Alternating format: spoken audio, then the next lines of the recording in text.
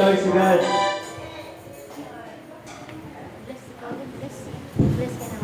Praise God. Napagod po ba kayo? Hindi. Hindi, syempre.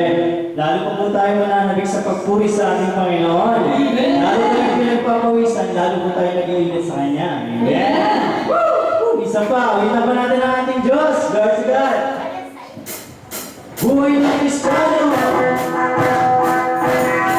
Ayaw po sumilang sa ating Diyos.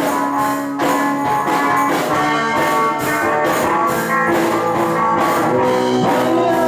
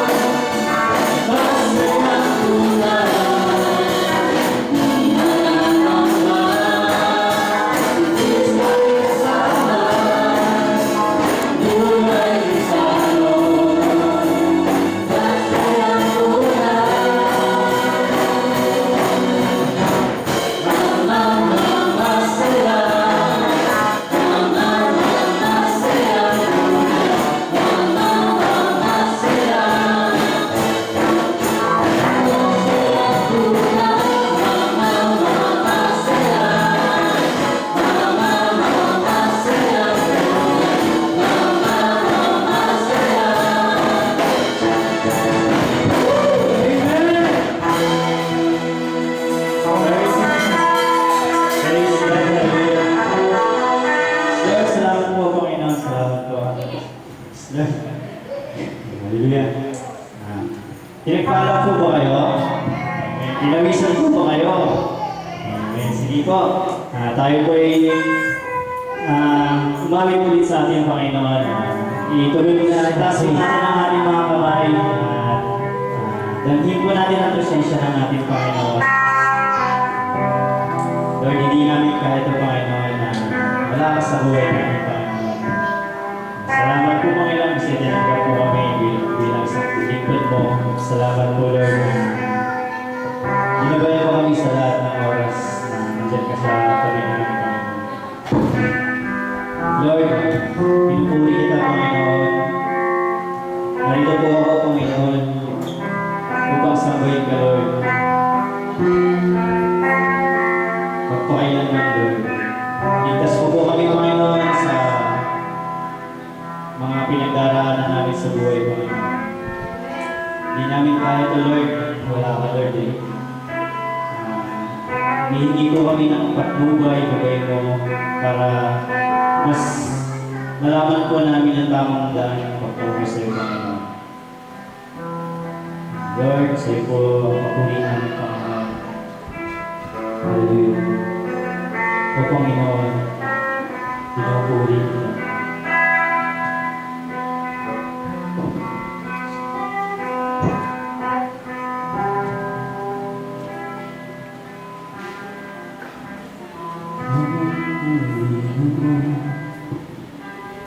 Pupuri kita,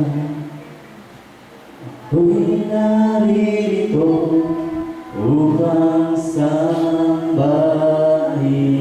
ka, magpakailanman.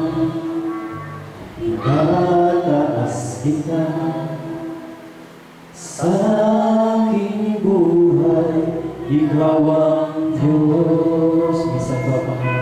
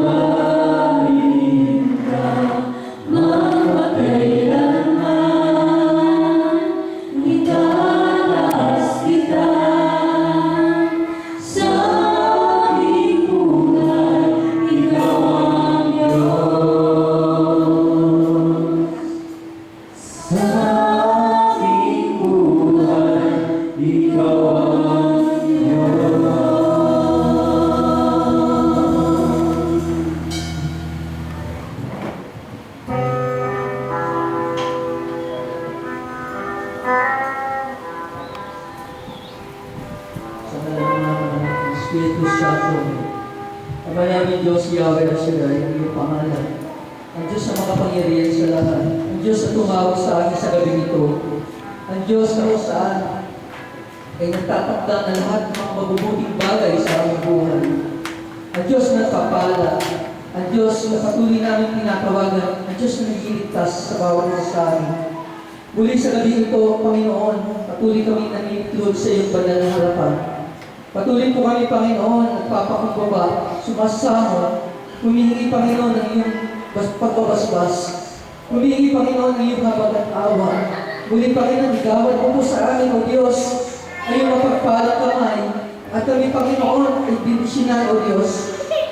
Sa lahat po, Panginoon, ng bawat isa sa amin na naririto, Panginoon, ngayon sa sandali ito, na walang sawa, Panginoon, nagpapalit pa rito upang ikaw ay katagpuin namin, O Diyos. Muli, Ama, patuloy po kami nagbabalik sa iyo, Panginoon, ng pasasalamat sa lahat ng mga kabutihan na ipinagkaloob mo sa akin sa loob ng isang linggo. Sa loob, Panginoon, ng napakaraming araw, Panginoon, ng mga kabutihan na ipinagkaloob mo sa amin, sa kagalingan, sa mga pagpapala, O Diyos, maging ito man, financial man, material, espiritual, hindi sa lahat, Panginoong Isus. Muli, patuloy namin sa iyong itinataas ang gawain mo ito, Panginoon. Muli, Panginoon, sundan mo po ito ng tanda, himala at kababalaghan. At dalangin po namin, Ama, ang mga gagamitin mo, Panginoon, at tatayo sa iyong harapan, ang maghahayag ng iyong mabuting balita ng kaligtasan. Patuloy mo, Panginoon, siyang puspusin ang iyong Espiritu mong banal, Panginoon. Hindi po, Panginoon, ang bawat isa sa amin na naririto upang handang makinig ng iyong mabuting balita.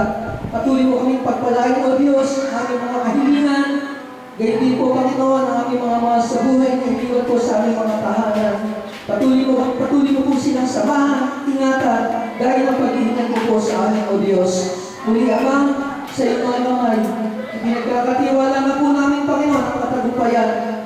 At sa iyo na po namin, Ama, ibinabalik ang lahat ng papuri at pasasalamat sa pagkatunay na, Panginoon, na walang mahirap sa iyo, Yahweh Shaddai. Ang lahat ng ito ay aming sa pagdalangin sa pangalan ni Jesus na aming Panginoon, tagapagligtas. Amen.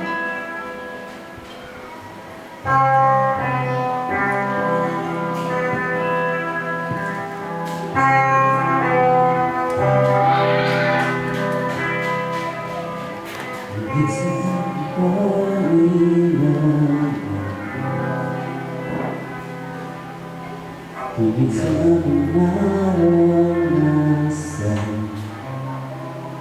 higit sa aking isipin, di kaya mong gawin.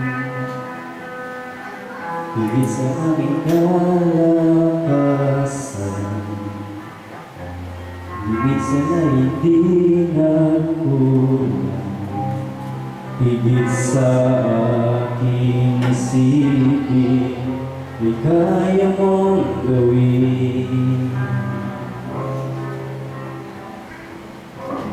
Parang buhay hawak mo, di mananamba sa piling mo.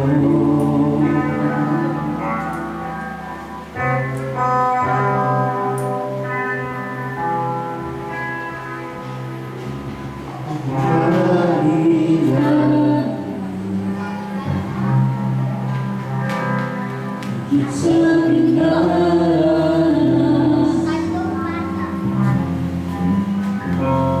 higit sa aking isipin, di kaya mong gawin. Higit sa aking kalakasan,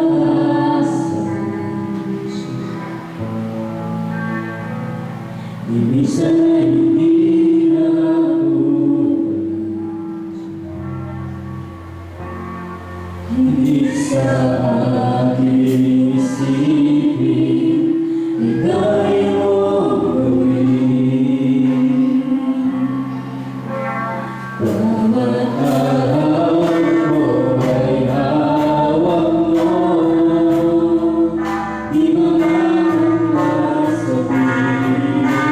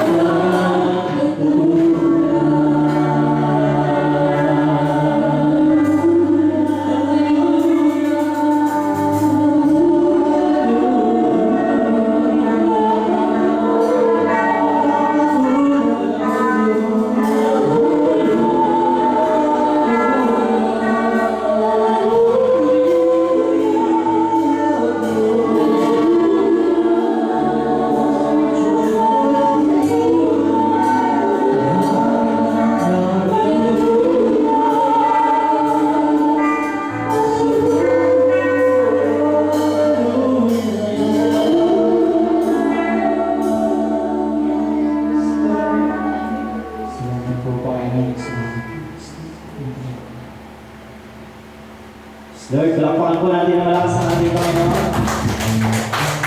Hallelujah, hallelujah. Papurihan natin siya!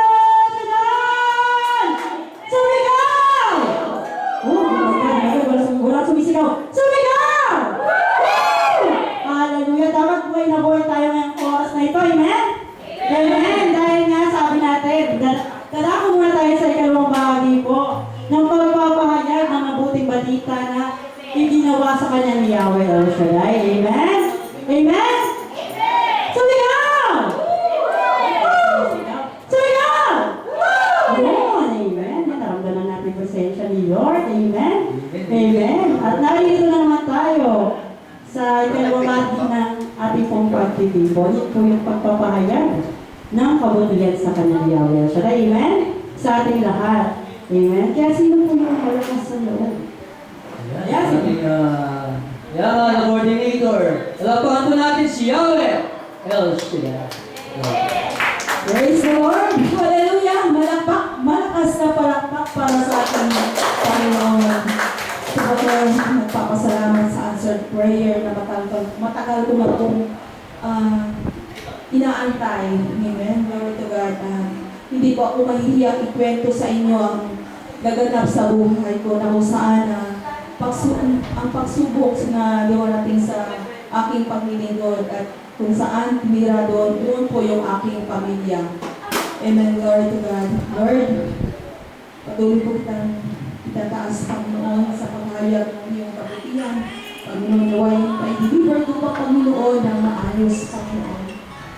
Alam po ninyo, mga brothers and sisters, nagkaroon po ng hindi pagkakaunawa po yung aking mga anak. Lingid po sa inyong kalaman ng aking anak na panganay iyon po yung ating drummer. At yung bunso na babae yung po yung isang choir. Sa tatlo po nila, nagkakaroon po sila ng ilang buwan po sila na hindi po nagkakaunawaan. Napakahirap po na bilang isang ina na syempre bilang wala na rin po akong asawa ko baga, dala ko po bilang isang ama at ina. Napakahirap po na makikita mo yung mga anak mo na hindi nagkakasundo. Mahirap isang buo kayo ng bahay na hindi ko nag-uusap. Sanay po kasi kami na kahit kunting pagkain, kami po ay salo-salo. Ngunit pinagdaanan namin sa pinagdaanan po namin, hindi na po nagaganap yun. Dumaan po ang Pasko, Bagong Taon, mga Valentine's or mga special na occasion, mga birthday, gano'n. Masakit po kasi minsan yung isang anak mo, ititreat ka, pero yung isang anak mo nag-iwan, parang nagpapakunwari ka lang, masaya ka, pero hindi. Dahil hindi po kayo nagkakaisa. Patuloy po akong nananalangin. Sabi ko, dumating po ang Pasko, Bagong Taon, mga mahalagang occasion. Hindi po ako pinagbigyan ni Lord na maganda po yun na sila ay magkakasundo. Patuloy sila na pag kinakausap ko yung isa parang wala pong nagpapakumbaba. Alam mo si Lord, binibigay pa niya yung tamang panahon. Kasi lagi kong sinasabi na, Lord, isinusurrender ko na po sila sa inyo, Panginoon. Hirap na po ang aking kalooban habang nakikita ko po ang aking mga anak. Nagano'n po ang kanilang sitwasyon. Sabi ko, oh Lord, gumamit po kayo ng tao na mapagkitan or gumamit po kayo ng tao, Panginoon, na bigyan sila ng liwanag na kinakaisipan na bilang lingkod na napakahirap. Tumayo ka dito sa harapan, mag-hallelujah ka, pero hindi nagkakasunat nag-uusap ang aking mga anak. Bilang isang ina, napakasakit. Kung matandaan po ninyo, mga brothers and sisters, last Friday, si Brother Rinaldo po yung ating preacher. Alam mo, puspos po ako noon. Simula pa po. Grabe po yung pagka-bless ko po noong pag-deliver po niya. Pagkatapos po noon, po napigil na napayaka po ako kay Brother Rene. Sabi niya, bakit? Ano po ang problema? Sinasabi ko, Brad, ayan po yung aking mga anak. Yung isa is choir, yung isa naman po ay manunugto. Hindi po sila nag-uusap. Napakasakit po. Natatakot po ako. Hindi po natin alam ang ating buhay. Sasabihin ni Lord, ano po ba ang nagagawa mo? Grabe po yung takot ko at hindi siya. Sabi ni Brother Rene, ayan na, nangusap na ang Diyos sa kanila. Akin po yung pinangahawakan. Na sabi ko, Lord, may gagawin ka. May gagawin ka sa buhay ko, may gagawin ka sa pamilya ko. Alam po ninyo noong Martis, June 30, yun po ang anniversary namin na aking asawa na iniwan na preno ko masakit. Lord, na po siya. Yan lang po, nagsimba ako na kasi everyday po kami nagsiserve kahit yan po yung aking nakahawakan lagi na every 6 morning na talagang nagsiserve po kami sa simbahan. Tapos, nag-check po yung aming head ng sa simbahan na mayroon po kami salo-salo dahil blessing po ng ikatatlong taon na bilang basilika. Nagulat po ako bakit parang wala po ako ng gana na umaten. Dahil may plano pala ang Lord yung mga araw na yun. Alam po ninyo mga brothers and sisters, kinausap ko po yung aking isang malugang. Nagulat din po ako dahil may pag-asa, kumbaga parang andito lang po ako mama nag-antay. Kinausap ko rin yung aking isang malugang, yung nagbilid ngayon. Iyon, nakikita ko din sa kanya na may pag-asa na may papakumbaba. Yung aking bunso, sabi ko parang ang taas pa rin ng kalooban ko. Pero nakita ko ako sa taas, kinausap ko rin yung aking anak, yung panganay, sila mag-asawa. Napakahaba ng aming pinag-usapan.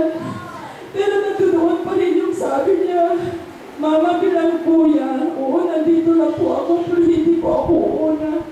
Sabi ko sa kanya, nandiyan pa rin yung kataasan na kalooban, hindi po ba kayo natatakot ng Friday ng preaching ni Brother Rene? So, ang haba ng aming pinag-usapan. Hindi ko nga alam kung ano ang lumalabas sa bibig ko, nagugulat na lang po ako. Pagkatapos po yun, nananalangin po kami. Sabi ko, Lord, iiwan ko po sa iyo ang sitwasyon po ito. Habang bago din po natutulog, sinabi ko rin kay Lord, Lord, iiwan ko sa iyo, pagkatiwala ko rin dito sa inyo. Alam mo po, morning po, ng anniversary po namin ng aking asawa, yung aking pangalan na nagbuhat-buhat ko yung aking apo na nag-isang babae. Hinalikan ng daddy niya. Iyakapin po niya yung aking punso. Lord, thank you. Napapulong po yung aking buha. Ang bagas niya, mismo po na siya po napapakumbaba sa kanya mga kapatid. Pagkatapos po doon, kinausap na rin po niya yung aking pangalawang anak. Then, pati yung aking manugang.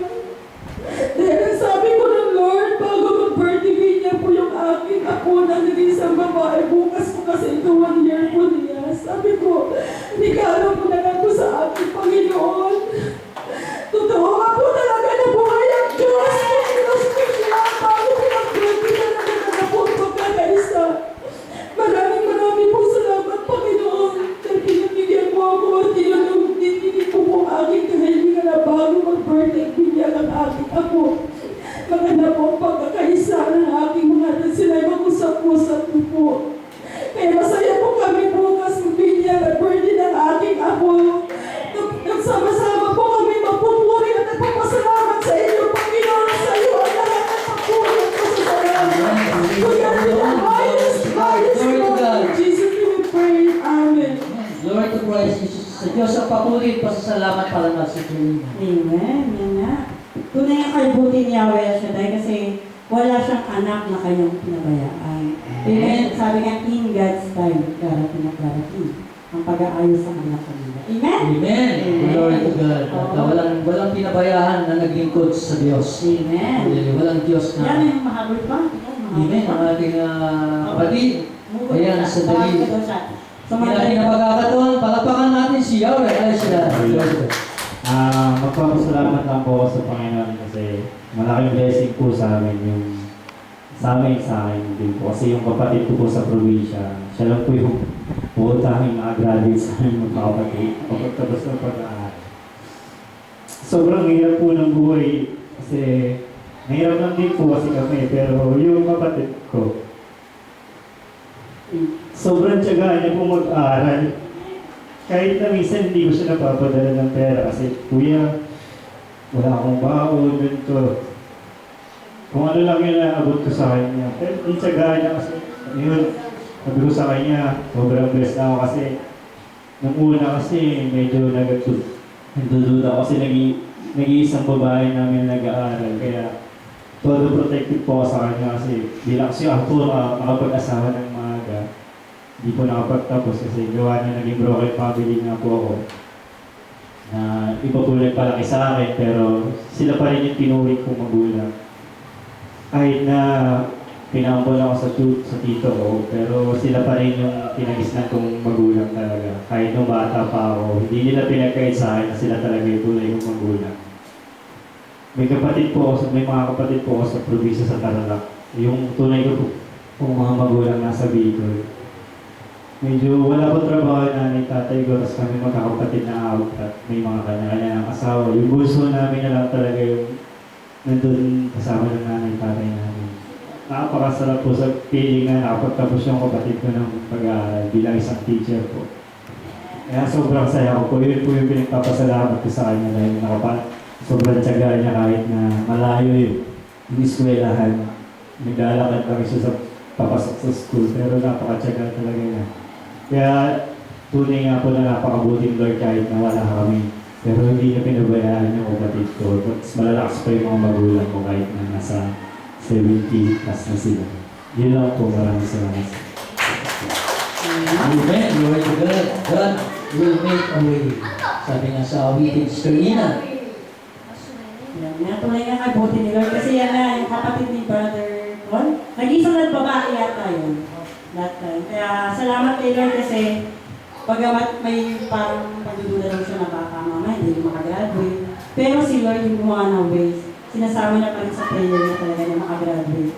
At ako rin po, ang kinig ko rin po yung pagiging mabuti ako na rin. Amen. Nanawarin po, inaangkin ko, makagraduate din yung aking kapatid. Amen. Pero siyempre, Sister Ina, kailangan din ng lalaki pa natin na gawa. Amen. Ang kasipagan sa kanilang pag-aaral. Siyempre, sa pamagitan ng ating panalangin, alam natin na hindi tayo papabayaan ni Yahweh Shaddai. Yes. Sa mga, lalo na mga kabataan na yun, Sister Ina, no, na nag-aaral, ay sa kabila ng paglilingkod dito sa kay Yahweh Shaddai, dito sa San Pedro Bautista, ay tunay nga na huwag nilang kalimutan rin yung paglilingkod. Siyempre, napakahalaga nun. Siyempre, habang sila nag-aaral. At humingi lagi tayo ng kadunuan kay Yahweh. Sabi nga na sa akin, Brother Darius, kasi next nga daw, sabi niya, te, baka August may pasok. August may pasok ka na, sabi ko. Sabi niya, kaya nga te, nawa, napanalangin ko, huwag tamaan ang gawain ni Yahweh El Shaddai. At salamat na kay Lord kasi napunta na tayo sa gabi, na nawa, lagi po siya makakapol. Ipanalangin ko natin. Huwag sasagasa sa schedule niya. God will make a way. Amen. When there seems to be no way. Kaya hindi na natin patatagalin sa Ina sa gabi nito. At nangyayaan silang magsitayo sa presensya ng ating Panginoon.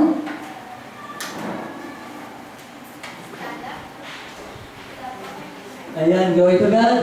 At ang gagamitin ng ating Yahweh Shaddai sa gabi nito, mga sisters and brothers. Ayan, praise God. Walang iba, kundi elder disciple, brother, Rex America in the Philippines.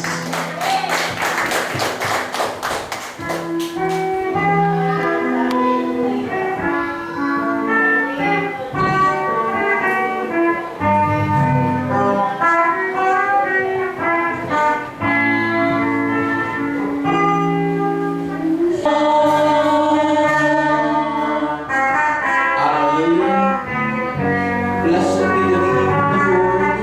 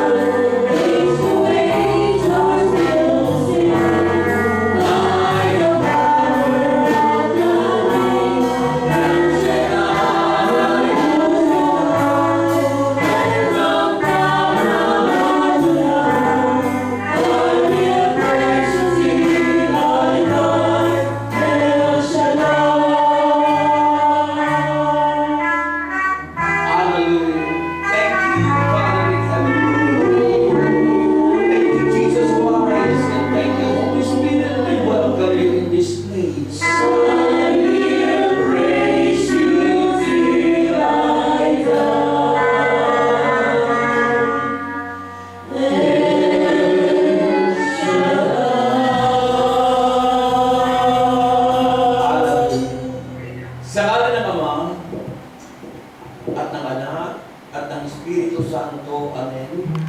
Pinakamamahal namin Diyos, aming Yahweh El Shaddai, pinupuri ka namin at tinuluwalhati. Dinadakila, sinasamba ang iyong banal at makapangyarihang pangalan. Salamat o Diyos sa biyaya ng kaligtasan mo. Salamat, Panginoon, sa buhay, sa kalakasan at sa lahat-lahat ng aming tinatamasa sa araw-araw. Diyos, dalangin namin sa gabi ito, muli kang pumino sa amin na may kalakasan. Kausapin mo ang lahat ng nandito.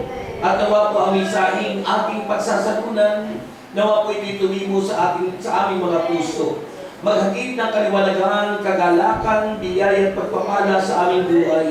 At gamitin mo ang likod mo, mightily, boldly, and powerfully, kasama ang iyong mga awit. At Diyos, punuin mo ng kalwalatian mo ang lugar na ito at maranasan ka po namin. Sundan ang iyong tandatiman at kababalaghan ang mensahe ito. Sa ngalan ni Jesus, sa ngalan ng Ama, at ng Anak, at ng Espiritu Santo. Amen. Ating purihin ng Diyos.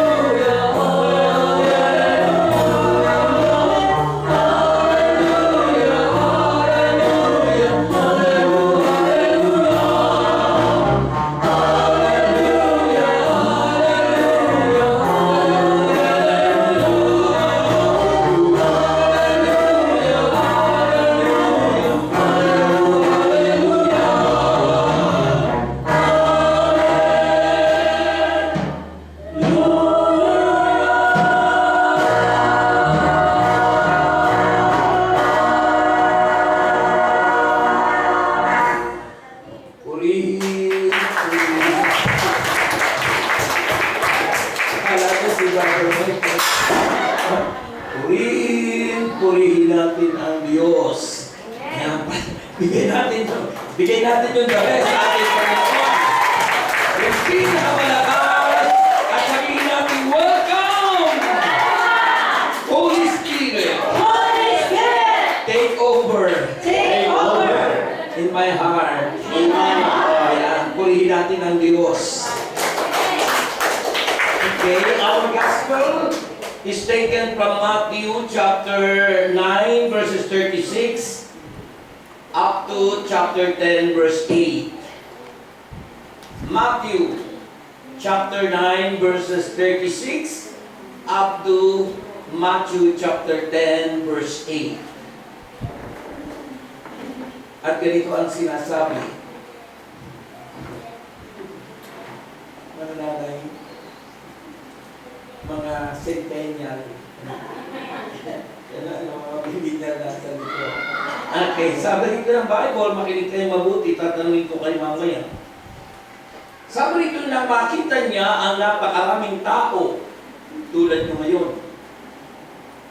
Nahabag siya sa kanila sapagkat sila'y litong-lito at hindi alam ang gagawin. Parang mga tupang walang pastol. Kaya sinabi niya sa kanyang mga alagad, napakaraming aanihin, ngunit kakaunti ang mag-aani. Idalangin ninyo sa may-ari ng aanihin na magpadala ng mga mag-aani. Tinipon ni Jesus ang 12 alagad at binigyan sila ng kapangyarihang magpalayas ng mga masasamang espiritu at magpagaling ng lahat ng uri ng sakit at karamdaman. Ito ang mga pangalan ng 12 apostol. Una ay si Simon na tinatawag din Pedro at si Andres at na kanyang kapatid, sina Santiago at Juan na mga anak ni Zebedeo, si Felipe, si Bartolome, si Tomas, si Mateo na maniningil ng buwis, si Santiago na anak ni Alfeo at si Tadeo, si Simon na makabayan at si Judas Iscariote na nagkanulo kay Jesus. Ang 12 ito'y isinuko ni Jesus at kanyang pinagbilinan na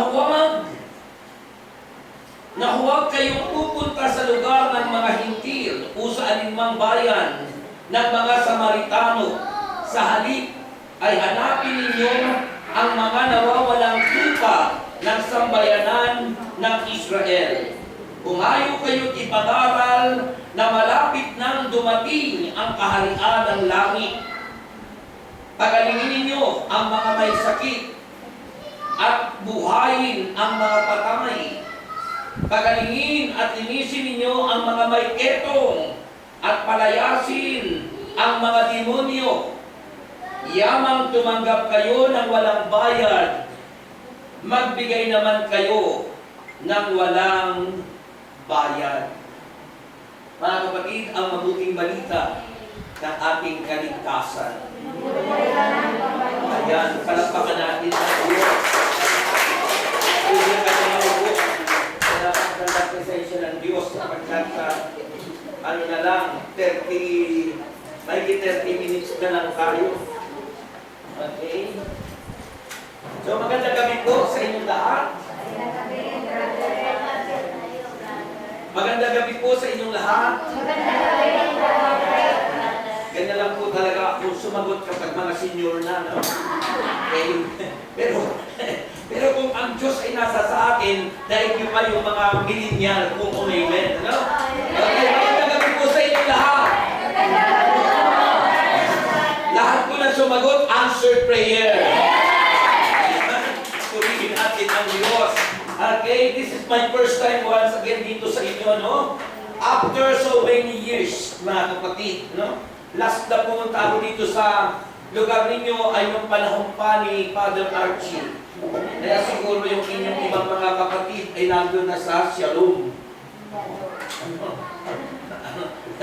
Kayo na lang yung natira.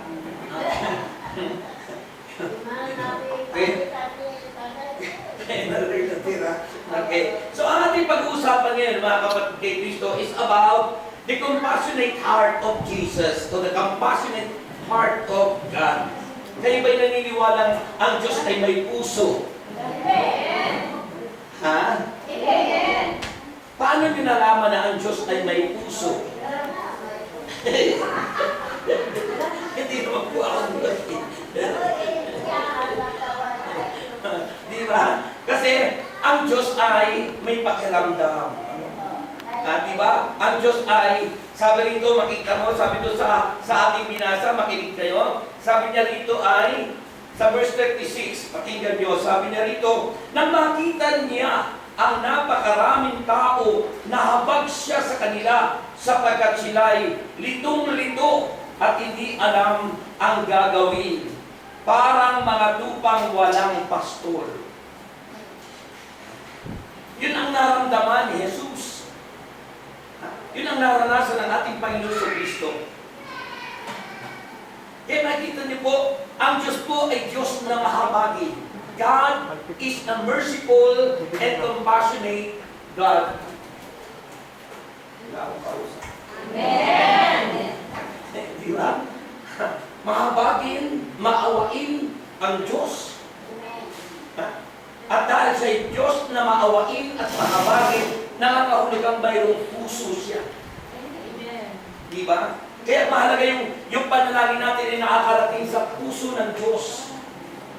Mga kapatid, alam niyo kung bakit kayo lagi kong wini-welcome yung Holy Spirit? And every time na ako ay haharap sa mga prayer meeting, alam niyo kung bakit, bro? Bro? Bro? Iha? Bakit po? Ano? Sapagkat sabi ni St. Paul, alam mo sabi ni St. Paul sa 1 Corinthians 14, ang mga taong hindi nagtataglay ng Espiritu ng Diyos para sa kanila'y kahangalan, itong ginagawa ninyo.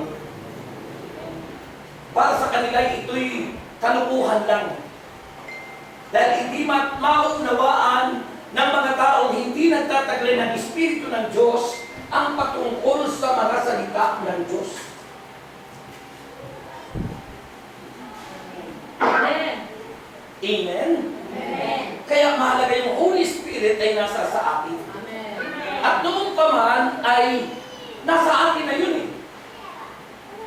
The problem is, yung tao ayaw i-allow na kumilos yung Holy Spirit sa kanyang buhay. Yung sarili nating kalooban, self-will, ang nasusunod sa halip yung God's will. Amen. Diba?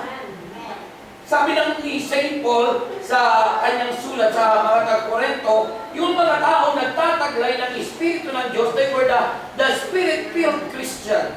Sila yung mga taong pinag-aharian ng Diyos. Tatlong klaseng tao sinasabi ni St. Paul. Yung unbelievers, hindi nananampalataya, hindi nagtataglayan niya ng Espiritu, bagamat nasa kanila yung Espiritu, sapagkat ang Espiritu ay buhay. Life is Spirit. Tiramo sa Diyos. Kailan po dumating sa atin ang Espiritu Santo, bro? Kailan? When we were baptized. Nung tayo bininyagan, at sinabi ng Panginoong Jesucristo na siya'y mananatili sa atin. Noong Old Testament time, the Holy Spirit is in and out. Ministry niya ay in and out. Umaalis ang Holy Spirit sa Old Testament time. Kapag nagkakasala ang tao, umaalis yung Holy Spirit. Nung lumang tipan. Pero sa bagong tipan, anong sinabi ng banal na kasulatan? He will remain in you. He will remain in us. Mananatili. Kaya ang problema, nananatili nga yung Holy Spirit sa atin, pero ayaw naman natin pahintulutan na kumilos sa buhay natin. That's the problem, mga kapatid. Yun ang nagiging problema. That's why, hindi natin maranasan at maramdaman ang pag-ibig at pagmamahal ng Diyos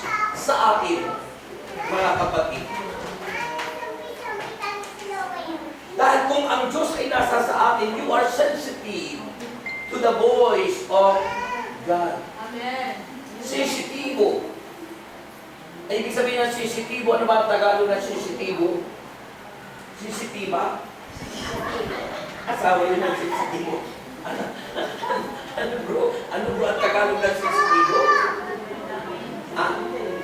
Ano? Sensitive sa English? Kasi kaya yun yung sensitive Spanish. Maramdaming.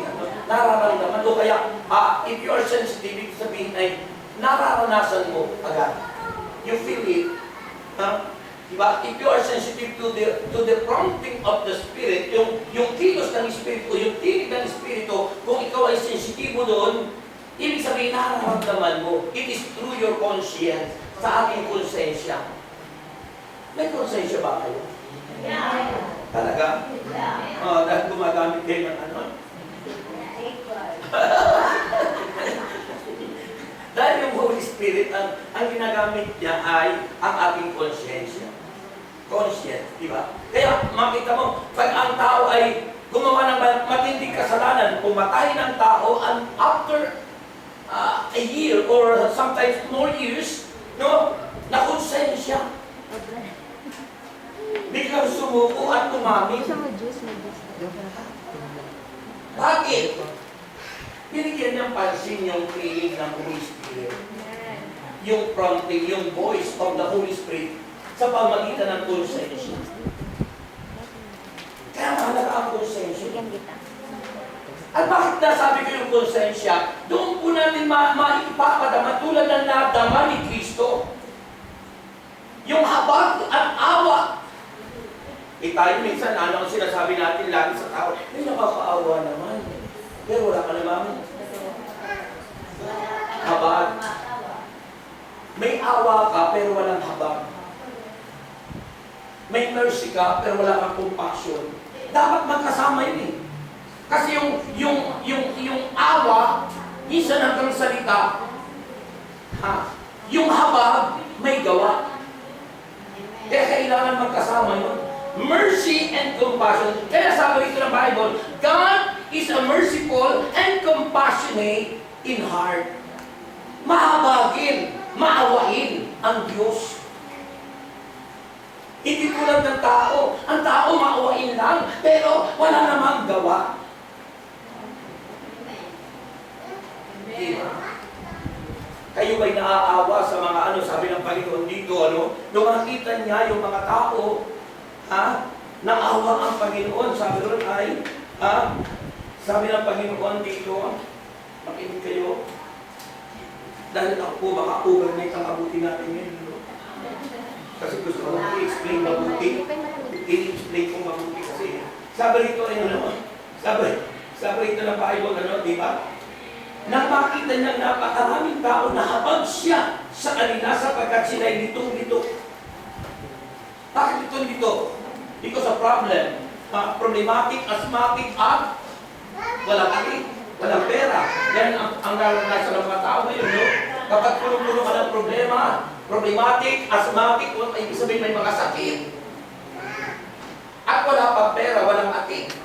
So, yun ang na-feel, naranasan ng Panginoon because God is omniscient. God, ibig sabihin, alam niya, iniisip mo pa lang na.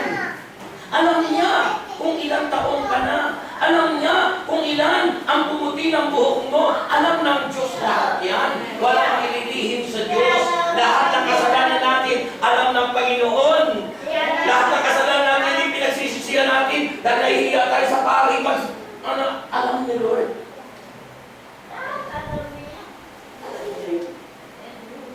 He is all-knowing God.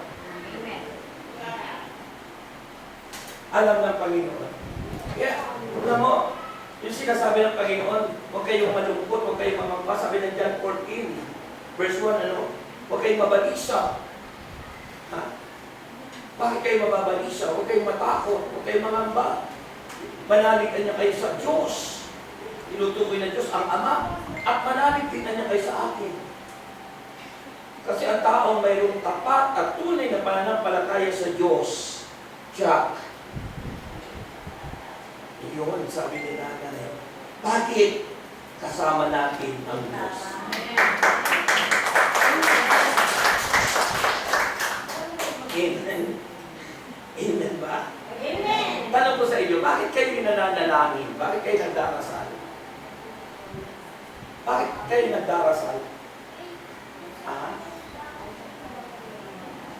Bakit kayo nagdarasal? Brother. Bakit? Para humingi ng tulong. Oo. Bakit kayo nagdarasal para humingi ng tulong? Ano pa? Sarap kasi ng prayer meeting na ito. Para akong profesor na nasa harap ng iba kasi pag prayer meeting, di ba, iba yung bangko, iba yung ano. Pero ito, parang ako nagtuturo. Yeah. Ano pa yung, bakit kayo nagdarasal? Nagpapasalamat. Oo. Ha? Nagpupuri. Oo. Wala namang mali yun eh. Lahat naman ang sagot yung tama. Ha? Pero ako nagdadasal at patuloy na nagdadasal dahil tumutugon siya sa akin. Dahil kung hindi na tumutugon ang Diyos sa akin, alam ko, baka hindi siya totoo, pero dahil totoo ang Diyos at buhay ang Diyos, patuloy siyang tumutugon sa lahat ng aking prayer. Dahil ang Diyos ay mahabaging Diyos. Kaya ba hindi nagdadasal, ibig sabihin nun, wala nang pananampalataya sa Diyos. Yung mga ayaw na dumalo sa prayer meeting, ibig sabihin nun, abay, siguro na wala na yung pananampalataya nila sa Diyos, yung ayaw na magsimba. Kanina ako nagsimba, yung wala yatang nakilala sa karandulo kanina. Oh. Yung palang pali nyo ay Indian, ano? Parang sirap, mga itim.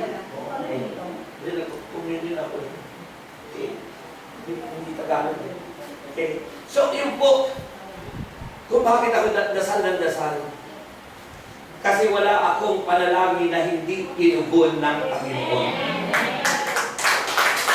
Dahil ang Diyos ay mahabagin. Awa ang Panginoon sa akin eh. Yung sinasabi doon sa gospel eh. Na makita niyo yung napakaraming tao, isa ako doon sa maraming tao. Nahabag siya. Ha? Nahabag. Bakit daw nahabag? Sapagkat sila ay litong lito. They were harassed. Sabi ng Bible. Harassed, helpless, like sheep without a shepherd. Yun. Eh, ganun ako nun eh. Squatter ako dati. Nagdanakaw ako ng niyog at saka ng saging para lang may kainin. Ha? Eh kasi namin wala pa ako sa Panginoon. Eh para mabuhay. Pero pinagnanakawan ko yung lolo ko. Lolo ko po.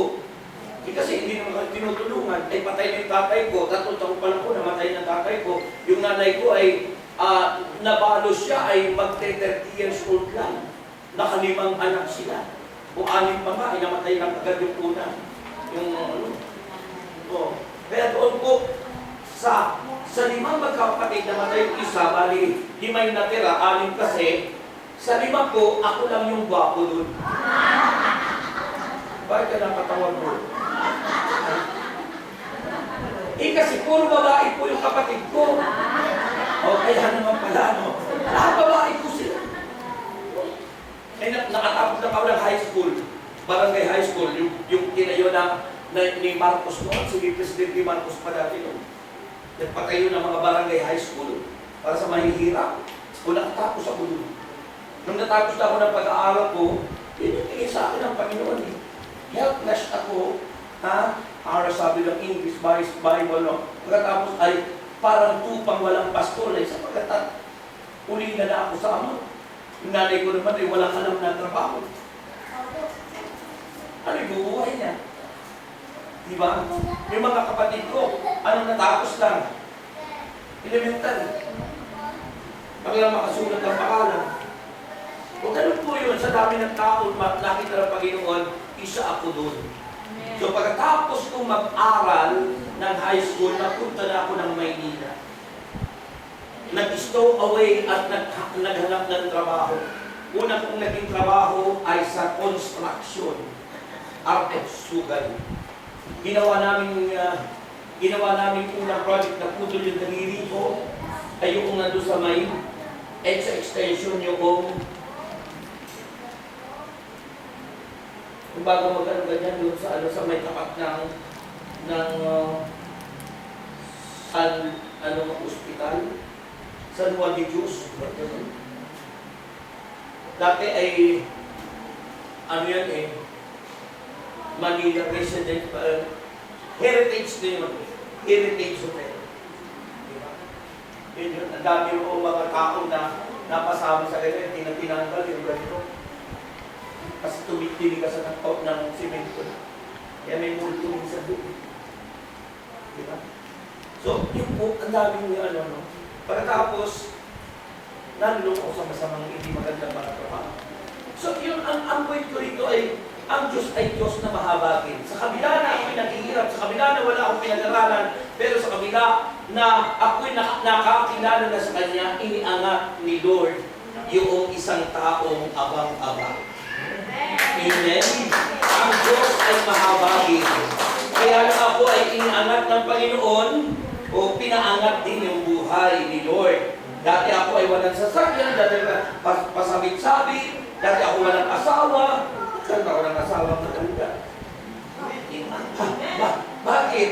Sabi ko kanina, sapagkat ang Diyos na mahabagin ay tumutugon sa ating mga panalangin. Amen po ba? So, ang Diyos ay mahabagin because, bakit? Sapagkat ang Diyos ay nagmamahal sa atin. Amen. At ang sabi ng Panginoon, the harvest is plentiful. Marami niyang aanihin, kulang ang manggagawa. Para sa inyo, ang daming aanihin, kulang kayo. Kung ano yung hinanda niyong lalagyan, yun lang ang pupuluin ni Lord. Kaya sabihin nyo kay Father, ito lang yung maliit na lalagyan, ito lang ang pupuluin ni Lord. Kung gusto mo, Father, na dumami, kailangan doon na lang kami sa plaza. Di ba? Alam mo, gusto ko mag-present sa mga kasi ang aking binibigyan pa sa inyo, mga nanunood, yun ang evangelization. Eh dito sa inyo, kayo lang. Kapwera ko kayo mag-aya, di ba Kung sino lang nakakaalam na siya lang pupunta dito, di ba? Kaya, maaawa ang Panginoon doon sa inyo na nakakakay. So, sabi ng Panginoon, the harvest is plentiful.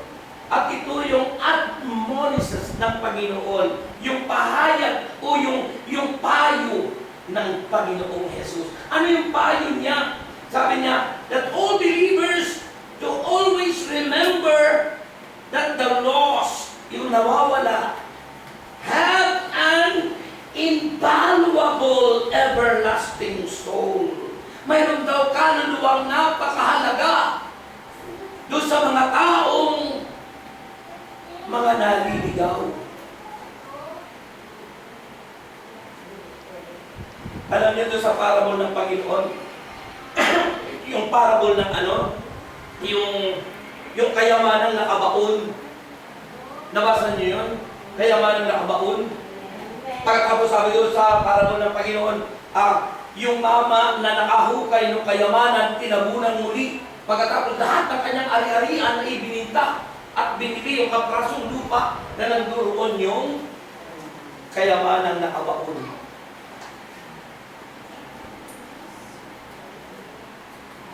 Ano ang nasa isip niyo nun? Ang kalimitang kapahayagan ng mga Kristiyano ay si Kristo daw yung nasumpungan. Para sa atin, mga Kristiyano, si Kristo ang kayamanan natin, di ba? Jesus is our riches. Siya ang ating kayamanan. May sinabi ang Panginoon sa kanyang salita, kung saan nanduroon ang inyong kayamanan, nanduroon ang inyong puso. Kaya kung ang kayamanan natin ay si Kristo, na kay Jesus ang puso mo. Pero kung ang kayamanan mo yung mundo, ang salibutan, kung ang iyong pinapahalagaan na kayamanan, ang puso mo'y nasa salibutan. Kaya maraming sumasagana sa mga material na bagay, nakakalimutan ang Diyos.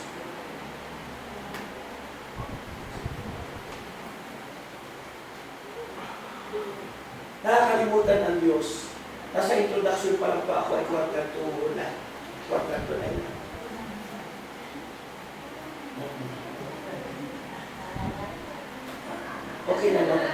Basta ang sa akin panalangin ay may isang salita lang kayong matandaan, tiyak na pinagaling na ay ni Lord. Sabi ng Bible, sa isang salita mo lamang, O Lord, ay gagaling na ako. Diba, no? So, yung po, kapag po ang kayamanan natin si Kristo, ang puso natin nasa Kanya. Masarap pag si Kristo ang may hawak ng puso natin. Pero sa parable, ang kayamanan ng Diyos ay tayo.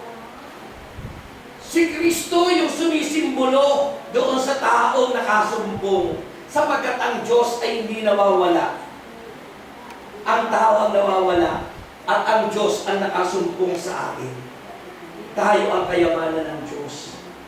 Iniwan ni Jesus, ipinagpiling lahat, sabi ng Bible, ang lahat ng ari-arian. Iniwan ni Jesus lahat ng ari-arian. Para kanino? Para sa ating lahat. Because God is a merciful God and compassionate God.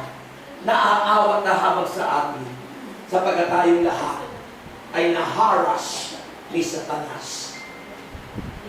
Amen. Kaya yung po mga kapatid, kaya kung tayo nakasumpong na kay Kristo, dahil tayo nasumpungan niya, nagbalik loob tayo sa Kanya, naging kayamanan natin na si Kristo. At si Kristo naman, ang kayamanan ng Diyos ay tayo, mga kapatid. Vice versa. Ibig sabihin, yung kabilaan, ano? Vice versa. Baliktaran. Diba? Ang kayamanan niyo ay si Jesus. Ang kayamanan ni Jesus ay ako. Tandaan niyo yun, ha? Ang kayamanan ng Diyos ay tayo, mga tao. Kaya iniwan ng Panginoon ang lahat para sa atin. Tayo ang kanyang kayamanan. Tayo ang nawawalang lost coin. Tayo ang kayamanan nasumpungan. Tayo rin ang lahat-lahat sa Panginoon. Kaya kung nasaan ang inyong puso, o nasaan ang inyong kayamanan, nandun ang puso niyo. Sarap kapag si Kristo ang puso natin hawak. Pag hawak ng Panginoon ang puso natin, ano kayang laman ng puso natin? Eh, si Jesus. Sabi ng Mark chapter 7 verse 21, kung ano yung laman ng ating dibdib, siyang bukang bibig. Kaya yung mga taong ang bukang bibig ay hindi maganda, hindi nakakalagod sa Diyos, hindi ang Diyos ang nasa puso niya. Ayun nga din yung sabi. Kaya sikapin po natin, pag sumakita natin na ang Diyos ang maging laman ng ating puso. Amen? Ano ba ang acronym ng heart, diba? H stands for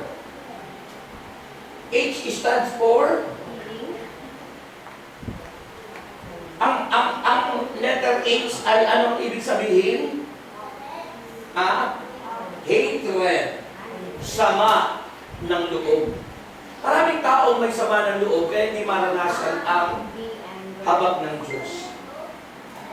Kung kayo may sama ng loob, hatred sa inyong bianan, sa inyong manugang, sa inyong kapitbahay, sa inyong kasamahan sa paglilingkod, nako, kalimutan nyo na yan. Dahil hindi kayo magtatagumpay, hindi sasagana yung buhay, at hanggang sa magkasakit kayo, hanggang yung sakit nyo ang inyong ikamatay. Kaya alisin nyo ang sama ng loob. Amen. Alisin nyo ang sama ng loob. Confess. Napakahalaga yung sacrament of reconciliation that we need to reconcile with the Lord and with our fellow men. Makipagkasundo sa Diyos. Dahil sa iyo kung nag-iwan ng trono niya, hinubad niya, sabi ng Philippians chapter 2, hinubad niya ang kanyang pagka-Diyos at nakipamayan sa atin para sa kaligtasan natin. Kaya yung hatred, sama ng loob, letter E stands for, ano ibig sabihin ng E? Envy. Ayun, envy. Yung mga tao mainggitin. Huwag na kayong maiinggit. Kung ang puso natin ay si Kristo ang may hawak, dapat wala kang inggit, wala kang sama ng loob, wala kang inggit kung si Kristo ang may hawak sa puso mo dahil si Kristo ang kayamanan mo. Amen. Okay? Wala kang inggit. Ikatuwa mo yung mga taong umuunlad. Ikatuwa mo yung mga taong gumaganda at ikay pumapangit dahil sa inggit mo. Ikatuwa mo kung mayroong mga taong nagiging tagumpay, huwag mong kaingitan. Amen? Yung po, letter A stands for letter A. Anger! Yan, mga taong laging may galit. Magagalitin. Ha? Pero mga taong nagpipreach pero pinagagalitan yung mga tao. Pero ayaw na ayaw sa maingay na bata. Pinagagalitan. Ang galit hindi nakakatulong sa tao.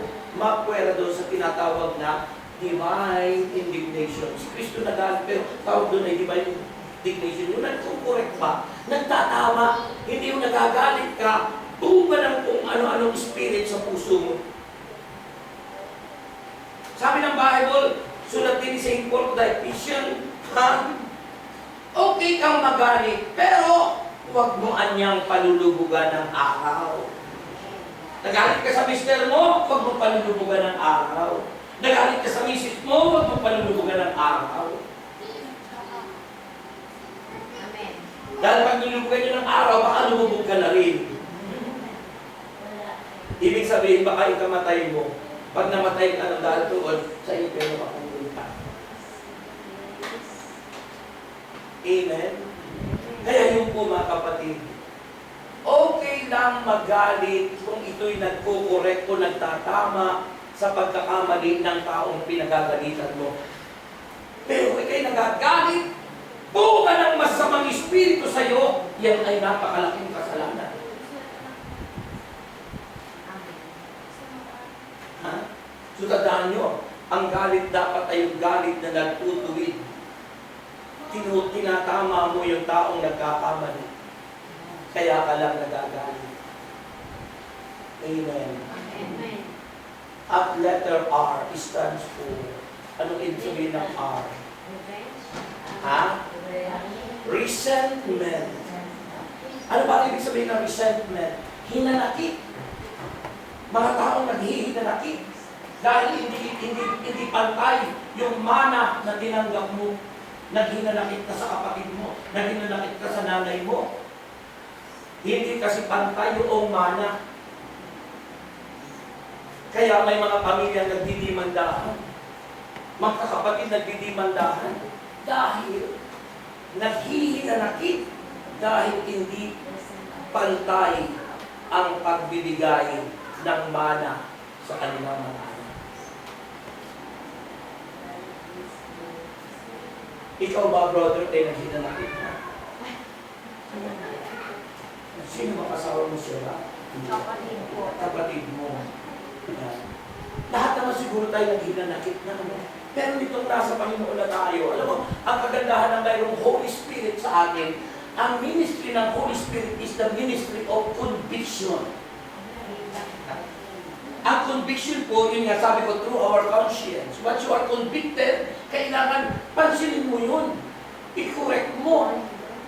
Ha? Sabi ng isang salita sa Bible ay, without conviction, there is no conversion. Walang pagbabago ang tao kapag hindi mo pinahalagan ang conviction o yung kilos ng Espiritu sa puso mo.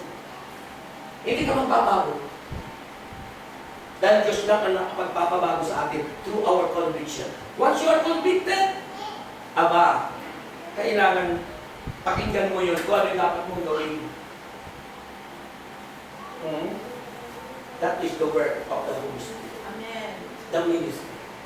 Okay? So, yung letter R ay hinanakit. Usong-uso yan at sikat na sikat yung awit na yan. Noon, alam mo yun bro? Kung awit na, di makuha ka. Hinanakit. Puso ko ay hinanakit.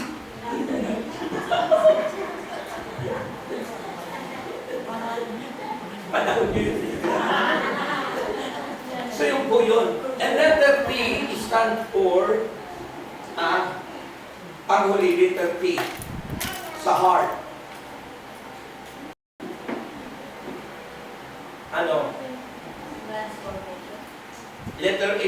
nga ay hatred, envy, anger, resentment, panghuli is timidity. Being timid, or yung pagiging mahihain. Nahihiya kang dumalo sa prayer meeting, nahihiya kang magdala ng Biblia, pero hindi ka nahiyang pumila doon sa tapat ng simbahang loto. Nasa tapat pa naman pa, pinayagan niyo. Yung ganyan ay mayroong distansya ng sukat ng ano ba, naproban sa inyong lugar. Beer house, nightclub, mga kung ano-ano mga tungkol sa ganyang mga vices, may sukat po yan kung sa tabi ng simbahan. May sukat yun, may distance to approve, to operate. Eh siyempre, kung hindi sa nailagay-lagay, ng payagan, hindi na pinansin mo may simbahan. Diba? Paging sa eskwelahan doon, hindi pwede yung gano'n, mga kapatid. So, yun po, yung aming tao nahihiyang gumawa ng mabuti, pero hindi nahihiyang gumawa ng mali. Diba? Hindi nahihiyang magbitbit ng tanduay, pero hindi nahihiyang magbitbit ng Bible. Hindi nahihiyang manigarilyo sa lansangan, pero hindi nahihiyang magpuri. Hindi nahihiyang manigarilyo sa lansangan, pero hindi nahihiyang magpupuri sa Diyos. Iyon ang ibig sabihin. Being timidity. Huwag daw natin ikahihiya. Why? Sabi ng Acts 1:8, you shall receive power when the Holy Spirit comes upon you, and you will be my witness. We as Christians be a witness to the whole world. Sa from Judea, Samaria, to the uttermost part of the earth. Kailangan tayo maging saksi. Oh, iba na relihiyon nyo, saksi na yun. Iba na kayo. Witness, saksi ni Kristo. Yung mga patutuo, nahiya ka magpatutuo. Iyon ang sabi ng banal na kasulatan, maging saksi tayo para makaakay tayo ng mga kaluluwa. Kaya yun po ang nais ng Panginoon. So the harvest is plentiful. And finally, sabi ng Panginoon, ask the Lord to send out workers into His harvest field. Manalangin daw kayo. Tulad sabi ko kanina, bakit tayo nananalangin? Sapagkat ang Diyos ay buhay, tumutugon. Dahil kung hindi siya tumutugon, nag-stop na kayo manalangin. Pero dahil tumutugon ang buhay ang Diyos, tuloy-tuloy ang aming pananalangin at pag-asa. Amen? Kung hindi ba kayo pinagpapala sa prayer meeting nyo ito, di sana in-stop nyo na, di ba? Pero bakit hindi nyo tini-stop kahit ilan na lang kayo? No way. Sapagkat may nararanasan kayo, buhay ang Diyos. Amen! Amen! So, bago doon tayo humingi sa Diyos, before we ask God in prayer, ano ang dapat natin gawin? Unang-una, Matthew 6:33, seek ye first the kingdom of God. Unahin mo ang Diyos. In everything you do, put God first. Unahin mo siya, sabi ni St. Paul. Huwag niyong unahin yung kape, yung hihina ako. Ay, huwag muna yun. Unahin mo si Lord. Di ba, pagkagising niyo sa umaga, instead na magkape, instead na mag-pray ka muna. Seek ye first the kingdom of God and His righteousness. Kailangan mabuhay tayo ng may matuwid. Sabi ng banal na kasulatan, living like Jesus. At ang nagpapabanal sa atin ay ang Espiritu Santo. The Holy Spirit is the sanctifier. Nagpapabanal. Kaya pag wala sa atin ang Holy Spirit, paano tayo magiging banal? Magiging hangal tayo na. So, always invite the Holy Spirit in your life. Lagi mong anyayahan. Alam nyo, sa 7 years ko pong nabalo, yun po ang naging tulong ko para hindi ako makalunya at hindi ako makipagrelasyon sa kung ano-anong mga nag-aalok sa'yo. Noon, inaalok ako ng mga babae. At ang dami ko nung nanliligaw, may matanda, may bata, may ano, totoo po, ako ang nililigawan. Yung mga anak ko, mayroong taga-party ng Pampanga po, pumunta sa amin. Lagi pagpunta puno ang taxi. Wow. Mayroong isang puno ang kutsi niya pag pumupunta ko ng mga groceries. Pero sa loob po ng itong taong kong pagkakapalo, ang ating pong gabay ay ang Espiritu Santo. Kaya masasabi ko po, Never po ako nagkaroon ng relasyon nung ako'y balot. At nung ako'y muling tumibok ang puso at muling nabuhay ang aking dugo, sinabi ko sa servant leader, nagpaalam ako, Brother Mike, mayroon pong magandang babae. Kung ako'y mag-aasawang muli, ay siya po yung gusto ko. At kung papayagan niyo po, ano mang ginawa niya? Pinapunta po ako sa Hong Kong. At ang sabi, walang communication na mangyayari. At yun po ay sinunod ko na. Yung wala communication, pag-uwi ko tapos ay mission. Saka na ako nakipag-communicate. At salamat naman sa Lord, kaya pala ako pinadala sa Hong Kong, yun ang gagastusin ko sa aming pagpapakasal. Communication. Kaya po, yung asawa ko yun ngayon, sa December 25 years na kami po, silver. Yung asawa ko nga nasa Australia po, kagabi, at siya po yung may mission doon ngayon. Pero mga 2 weeks lang po siya doon. Kaya I pray na pagpalakin sila ng Panginoon. So before we pray, kailangan po yung Matthew 6:33, seek ye first the kingdom of God. Hindi po kayo tutuloy ng Diyos hanggat hindi maayos yung inyong relasyon sa Panginoon. At yung sabi ng, and His righteousness, yung kanyang kabanalan ay dapat sumaatin sa panong paraan through the power of the Holy Spirit. Dahil ang Holy Spirit ang sanctifier ng lahat ng tao. Nung nagpapabanal sa tao ay ang banal na Spirit. Next, sabi ng banal na kasulatan, God has limited Himself to the prayer of His people. Ang kahinaan ng Diyos, baka kayo malito, ang kahinaan ng Diyos, madalas may kahinaan ba ang Diyos? Yes! Ano ang kahinaan ng Diyos?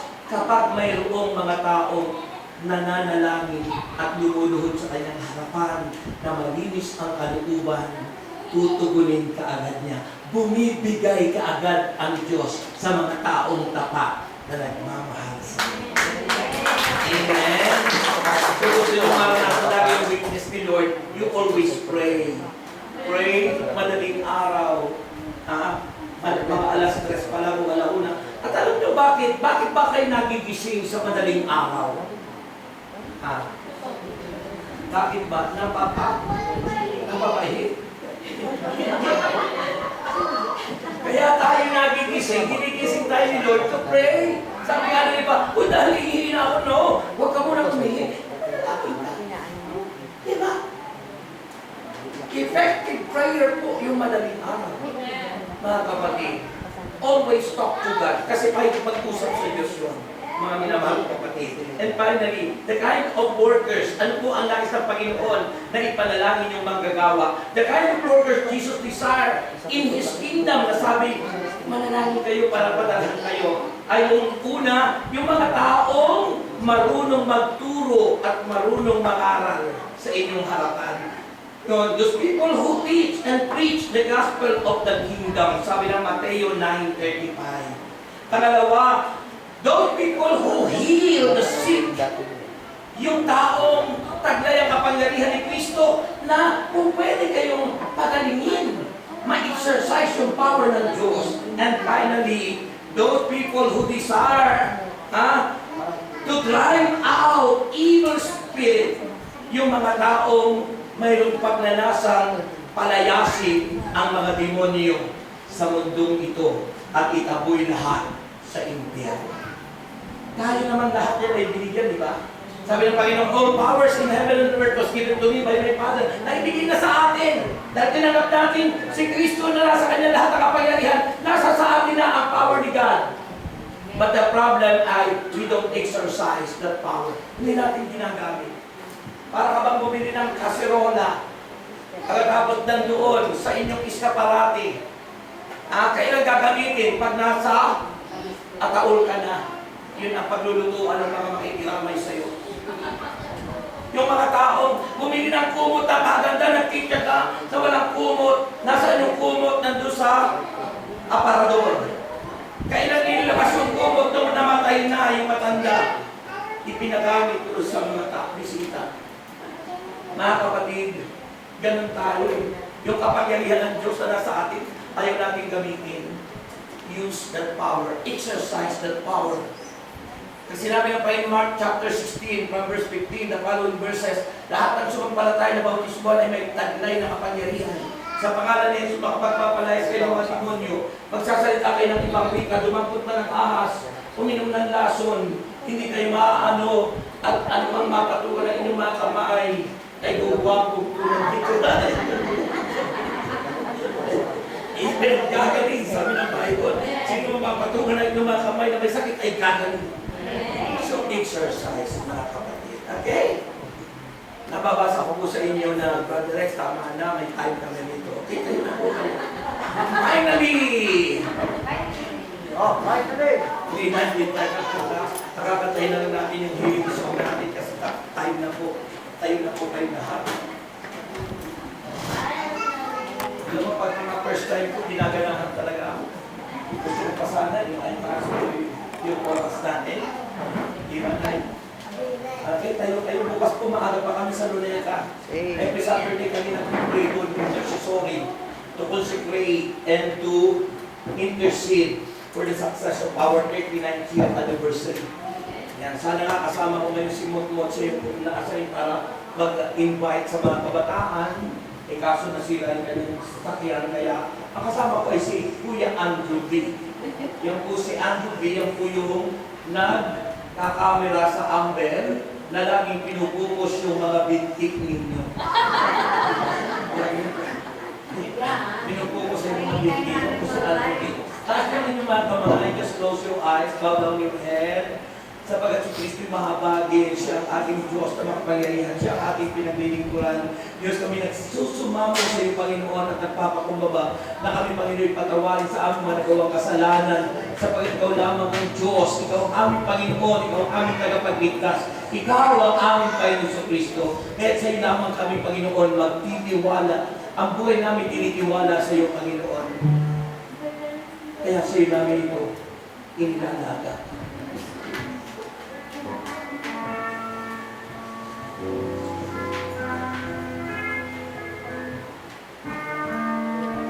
Hallelujah. Thank you, Jesus.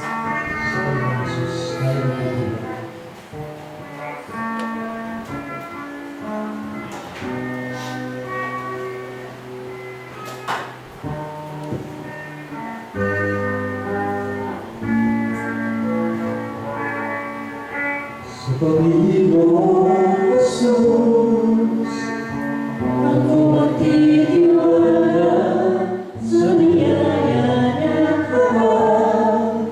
Buhay ko ay may kalinga sa masumukat lupa.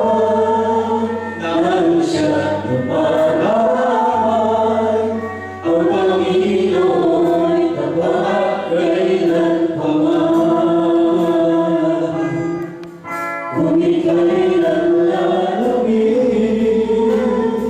walang malapitan at malaman daigdig. Sa iyo'y pinapasang alalahanin mo sana. Minamahal ka niya,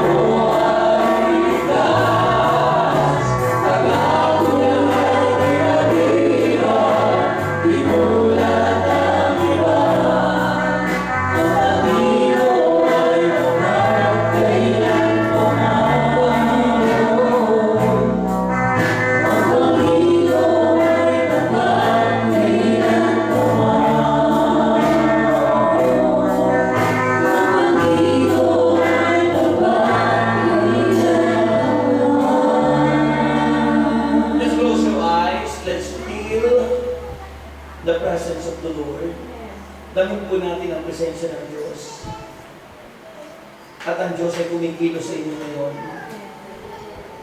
May nangyayari sa inyong buhay ngayon. Nangingin mo kaalaman siya'y kumikilos ng may kalakasan.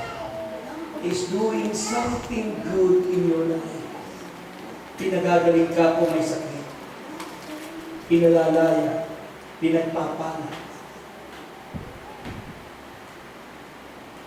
At angkin ninyo ang kagalingan niyo. Tanggapin niyo. Receive the power, healing and deliverance in the name of Jesus Christ of Nazareth. Tanggapin niyo ang pagpapagaling, ang kalayaan na dulot ng Panginoon. Receive the power, healing, deliverance. Yes, in the name of Jesus.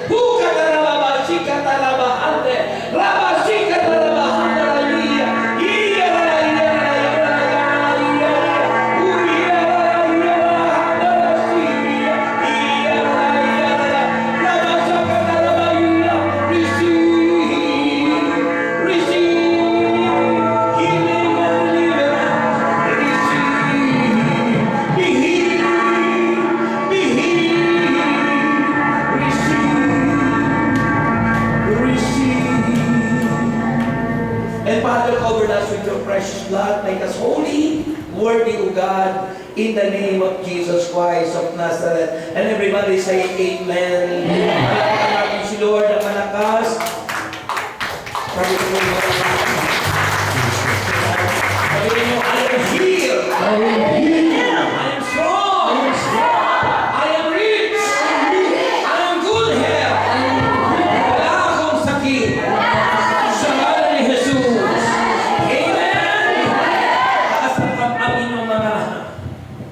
Prayer request.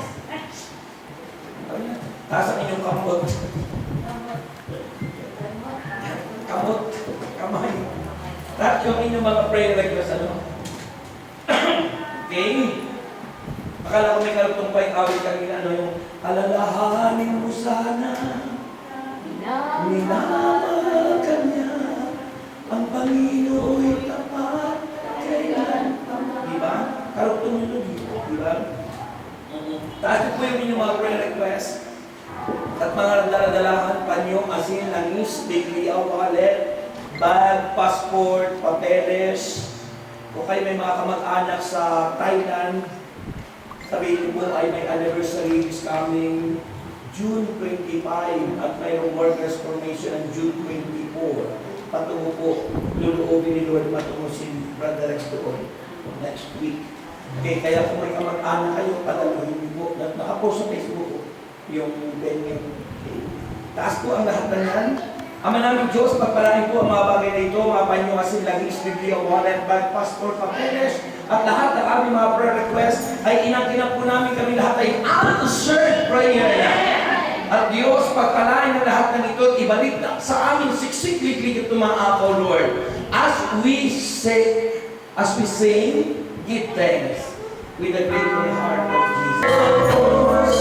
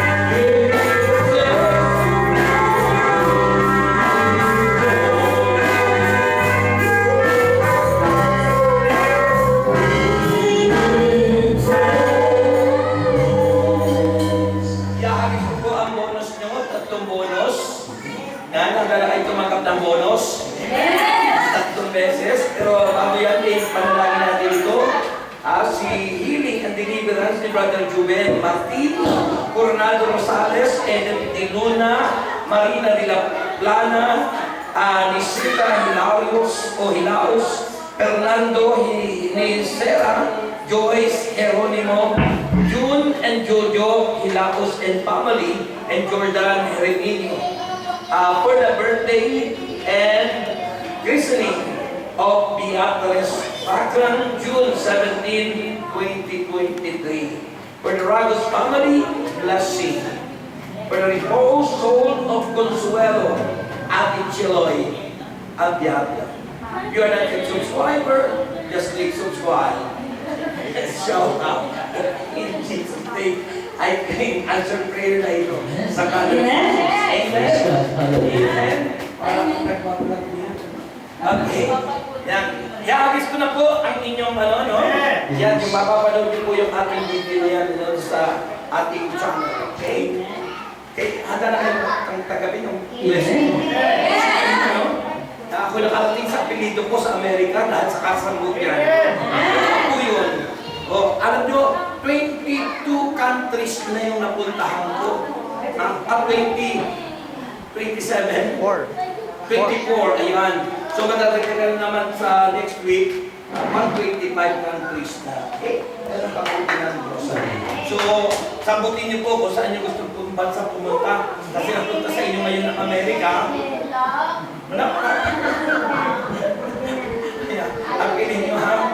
Sige, puntahan niyo muna yung Pilipinas, ano? Kasi nakarating na sa iba't ibang dako ng Pilipinas. Mula noong 1986, ano? Nag-mission ako, napuntahan ko lang mga key cities ng Philippines. Okay, so, ang niyo po, dahil kayo malingkod ng Diyos. Okay? Kanina nung tayo, no? Akala ko yung intro ni Brother ay parang Rich City. Yung Hotel California. Yung top ko. Yung pala ay Rich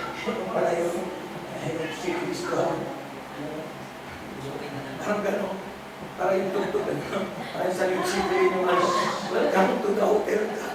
Pala yung sa Panginoong Jesus. Okay? Pag sa prayer meeting kasi dapat hindi na mahabang intro para diretso. Hindi dapat mahaba. Pag sa mga konsyerto ng mundo, ay mahabang intro. Pero pag sa prayer meeting, para hindi na po ito ang anointing. Okay? So may the Lord God bless us all now and forever in the name of the Father, Father pa lang po, in the name of the Father, and of the Son, and of the Holy Spirit. Amen. Ang sabi ng isang paring Katoliko, na huwag kayong magmamadali sa pagsasign of the cross because that is a declaration of our faith that we believe in the Father, Son, and the Holy Spirit. Okay? There is a triune God. Dahil ang Diyos ay nagkakaas ng Diyos. Okay? Isang Diyos. Okay? So yun po, yung mamadaliin. At yung pag ikinahihiya niyo yung sign of the cross, hindi kayo Kristiyano. Di ba? Yung po yun. Yung mga Protestant lang, nagsasabi lang sa kanila naman na anak ko, hindi na gano'n. Ito mahalaga yung kasi, ang demonyo hindi alam yan. Hindi ko alam ng demonyo yan eh. Kaya doon sa dark age natin, yan ang naging tawag doon yung symbol. Para nagkakaunawaan sila na sila Christians. Maganon lang. Pag binasa niyo po ang church history, yung symbol ng nung magkaroon ng dark ages, pinapatay yung mga Kristiyano, sinusunog, yan po ang symbols na kilala na kapatid. Okay? Tsaka yung fish, ano yung isda? Kaya kung consume sa may nakalagay na isda, ano yung sabihin Christian? Okay? So may the Lord God bless us all now and forever. Tinanggap niya ang biyaya ng Panginoon. Ito ang unang bonus. Sambutin nyo na. Ito na!